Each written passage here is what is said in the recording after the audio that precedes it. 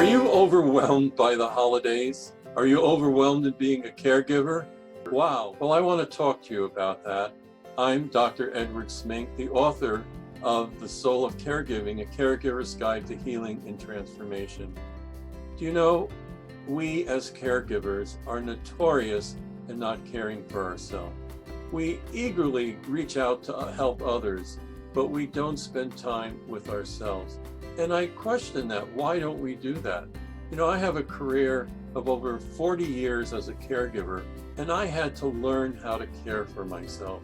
I went through compassion fatigue and burnout, and believe me, I don't wish that on anyone. But thank God that I was able to reach out to somebody and they helped me. So number one, you know, being overwhelmed, you know, what's the simplest thing you can do? Well, it might be to take a nap. It might be to do, of the 5 things you want to do, you do number 3. I had a great spiritual director who taught me that because I was eager. I said, I want to get over this. And he said, do what is the simplest thing. And for the last 20 years, that's what I have done. So number 1, recognize that you need help. It's okay to ask for help. You know, I know deep down you're screaming, you know, and maybe even being a victim. Oh, no one's helping me. Well, stop, pause, and ask yourself, have you asked someone? You know, I had a client who was taking care of her father, and she said, I'm so exhausted. Her father had Alzheimer's, and she said, I'm so exhausted. I wish I had help. And I said, did you ask your husband? And she said, no. And then she said, he wants to help. So there's someone right in the house, and she hasn't asked for help. So that's number 1.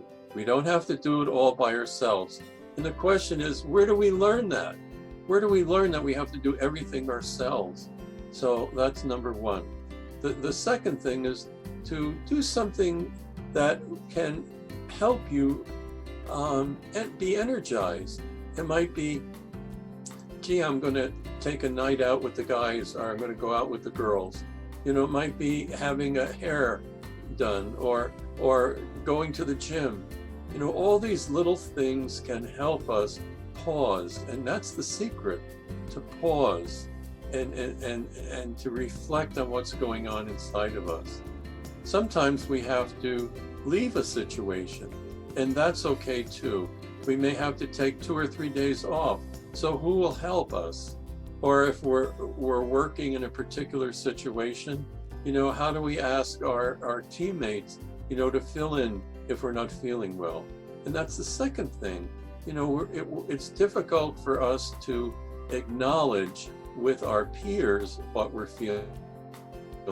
I had a doctor tell me that if he really talked to his peers about what was going on, he was in charge of a neonatal intensive care unit.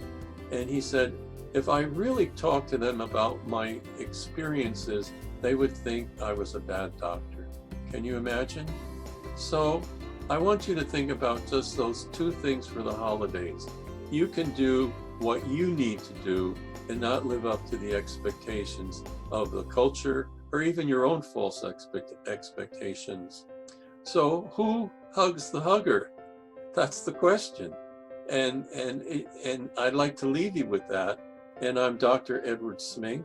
I'm the author of Soul of Caregiving, a caregiver's guide to healing and transformation. It's not a how-to-do book. It's a book that will engage you and help you be a better caregiver. Thanks for listening.